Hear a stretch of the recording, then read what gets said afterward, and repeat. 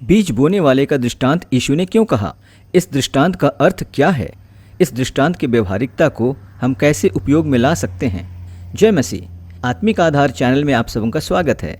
इन सवालों के जवाब को जानने और समझने के लिए हमारे साथ अंत तक बने रहें। अध्ययन उपयोगी लगे तो लाइक तथा शेयर करना ना भूलें। आइए अब अध्ययन में आगे बढ़ते हैं। मत्ती 4 अध्याय के 17 पद कहता है, उस समय यीशु ने प्रचार करना और यह कहना आरंभ किया, मन फिराओ क्योंकि स्वर्ग का राज्य निकट आया है। यीशु के स्वर्ग के राज्य के प्रचार के समय उसे सब समय ऐसे लोग नहीं मिले जो उसकी बातों को ग्रहण करने को तैयार हों। जहाँ उसने सामर्थ के काम किए वहाँ भी कुछ लोगों ने पश्चाताप नहीं किया। मत्ती 11 अध्याय के 20 से 24 पद में इसका जिक्र मिलता है। कुछ लोगों ने उसे धोखा देने की कोशिश की ताकि उनके पास उस पर आरोप लगाने का कोई कारण हो। मत्ती 12 अध्याय के 9 से 14 पद में हम इसे पाते हैं। यही कारण था कि यीशु ने सार्वजनिक रूप से दृष्टांत में शिक्षा देना शुरू किया। मत्ती 13 अध्याय के 10 से 13 पद। बहुत से लोगों के पास सुनने के लिए कान तो थे, लेकिन वे आत्मिक बातों को सुनने के लिए बहरे हो गए थे। इस बात को स्पष्ट करने के लिए यीशु ने एक दृष्टांत बताया जिसे बीज बोने वाले का दृष्टांत के नाम से जाना जाता है। इसे 4 किस्म की जमीन का दृष्टांत भी कहा जा सकता है। ये सुसमाचार के संदेश के प्रति विभिन्न मनुष्यों की प्रतिक्रियाओं को दर्शाने के लिए कहा गया था। यह दृष्टांत मत्ती 13 अध्याय के 3 से 9 पद के साथ साथ ही मरकुस 4 अध्याय 3 से 9 और लूका 8 अध्याय 4 से 8 में भी मिलता है। यह उन दुर्लभ दृष्टांतों के समूहों में आता है जहां यीशु ने स्वयं ही इसकी व्याख्या की है। मरकुस 4 के 13 कहता है, फिर उसने उनसे कहा, क्या तुम यह दृष्टांत नहीं समझते? तो फिर और सब दृष्टांतों को कैसे समझोगे? इस बात से इस विशेष दृष्टांत का महत्व पता चलता है। बीज बोने वाला कौन है इसे स्पष्ट रूप से नहीं बताया गया है, लेकिन मत्ती 13 अध्याय के 37 से तुलना करें तो यह गेहूं और जंगली पौधों का दृष्टांत की व्याख्या से मिलता है, जिसमें यीशु बताता है जो अच्छा बीज बोता है वह मनुष्य का पुत्र है। इसलिए यह संभव है कि इस दृष्टांत में बोने वाला का तात्कालिक संदर्भ यीशु से है, लेकिन आज के संदर्भ में यह ऐसे व्यक्ति पर लागू होता है जो ईमानदारी से परमेश्वर का सुसमाचार प्रचार करता है। बीज क्या है? बीज परमेश्वर के राज्य का वचन है। मत्ती 13 अध्याय के 19 पद, जो कोई राज्य का वचन सुनकर नहीं समझता, उसके मन में जो कुछ बोया गया था उसे वह दुष्ट आकर छीन ले जाता है। इसलिए बीज परमेश्वर के राज्य का सुसमाचार है जो यीशु के उपदेश का विषय था। मत्ती 4 अध्याय का 23 पद। यह प्रेरितों के उपदेश का भी एक महत्वपूर्ण विषय था। प्रेरित 8 अध्याय के 12 पद, 28 अध्याय के 30 और 31 पद। अब मिट्टियों की बात करें। मार्ग के किनारे की मिट्टी जो पहली मिट्टी है, यह मिट्टी उस व्यक्ति की प्रतिनिधित्व करती है जो सुनता है और नहीं समझता। मत्ती 13 अध्याय का 19 पद। संभवतः ये वे लोग हैं जिन्होंने वचन सुनने से पहले अपने दिल को कठोर कर लिया है। मत्ती 13 का 15।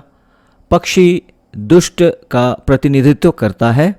लूका 8 के 12 में शैतान कहा गया है, जो उन लोगों से वचन छीन कर ले जाता है जिनके हृदय कठोर हो गए हैं। इसलिए उनकी स्थिति शैतान के द्वारा सुसमाचार के प्रति अंधा किए जाने जैसा है। दूसरा कुरिन्थियों इसके 4 अध्याय का 3 और 4 पद इसे संदर्भित करता है। शैतान उनके अंधेपन में योगदान देता है और यह उनके हृदय की कठोरता के कारण होता है। पथरीली जगहें, यह दूसरी मिट्टी है। यह मिट्टी उसका प्रतिनिधित्व करती है जो वचन सुनता है और तुरंत आनंद से ग्रहण कर लेता है। मत्ती 13 अध्याय का 20 पद। उसमें जड़ नहीं उगता है और वह केवल थोड़े ही दिन तक टिकता है। मत्ती 13 के 21 में लिखा है, जब वचन के कारण क्लेश या उपद्रव उठता है तो वह तुरंत ठोकर खाता है।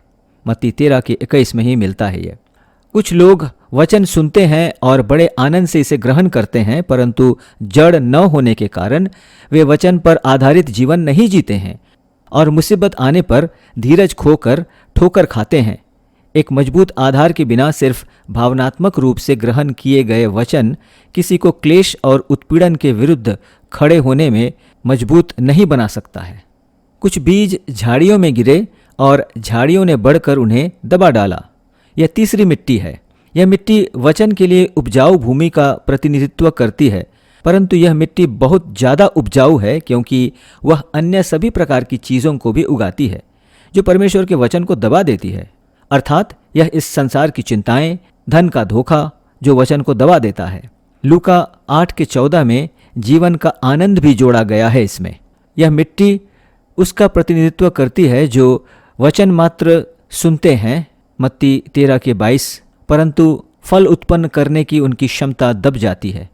अच्छी भूमि, यह चौथी मिट्टी है। यह मिट्टी उसका प्रतिनिधित्व करती है जो वचन सुनता और समझता है, सचमुच फल लाता है और उपजाता है, मत्ती 13:23। लूका 8:15 कहता है कि वह नेक और अच्छे दिल से वचन सुनते हैं और फिर इसे बनाए रखते हैं, धैर्य के साथ फल लाते हैं। लूका के अनुसार ये वे हैं जिनके पास नेक और अच्छा दिल है। ये बीरिया के लोगों की तरह होंगे जिनकी निष्पक्ष विचारधारा के लिए सराहना की गई थी, प्रेरित 17:11। और उन्होंने बड़ी लालसा से ये वचन ग्रहण किया और प्रतिदिन पवित्र शास्त्रों में ढूंढते रहे कि ये बातें यूं ही है कि नहीं। यीशु ने इस दृष्टांत में फल पैदा करना और समझ दोनों के बीच के संबंध को दर्शाया। मत्ती 13:23 कहता है, जो अच्छी भूमि में बोया गया यह वह है जो वचन को सुनकर समझता है और फल लाता है, कोई 100 गुना, कोई 60 गुना और कोई 30 गुना। बीज बोने वाले का यह दृष्टांत विश्वासियों के हृदय की स्थिति के बारे में है, क्योंकि वे स्वर्ग के राज्य से संबंधित हैं। सभी 4 परिदृश्य विश्वासियों पर लागू हो सकते हैं। और जैसे मिट्टी कठोर हो सकती है, चट्टानों से भरी हो सकती है, कांटों से भरी हो सकती है या विभिन्न मौसमों के दौरान अच्छी हो सकती है, वैसे ही किसी विशेष समय पर एक विश्वासी का हृदय संदेह से कड़वा हो सकता है, कष्ट या मनुष्य के उत्पीड़न से डरा हुआ हो सकता है, या दुनिया की चिंता से निराश हो सकता है, या अच्छा बहुत फल देने वाला हो सकता है।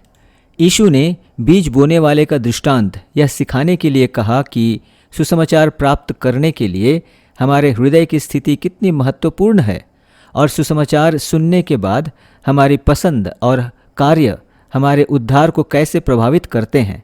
यह अच्छी ज़मीन पर बीज गिरने की बात नहीं है, बल्कि अच्छी मिट्टी बनने की बात है। रोमियो 1:20-21 हमें बताता है कि उसके अनदेखे गुण अर्थात उसकी सनातन सामर्थ्य और परमेश्वरत्व जगत की सृष्टि के समय से उसके कामों के द्वारा देखने में आते हैं, यहाँ तक कि वे निरुत्तर हैं।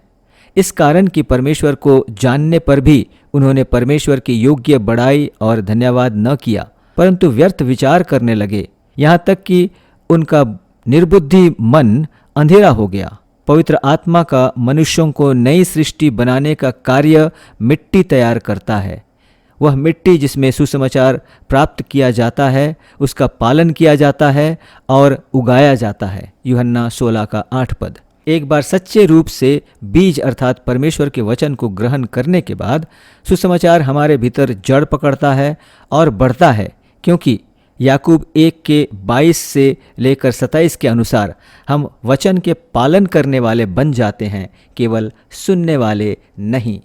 जय मसीह।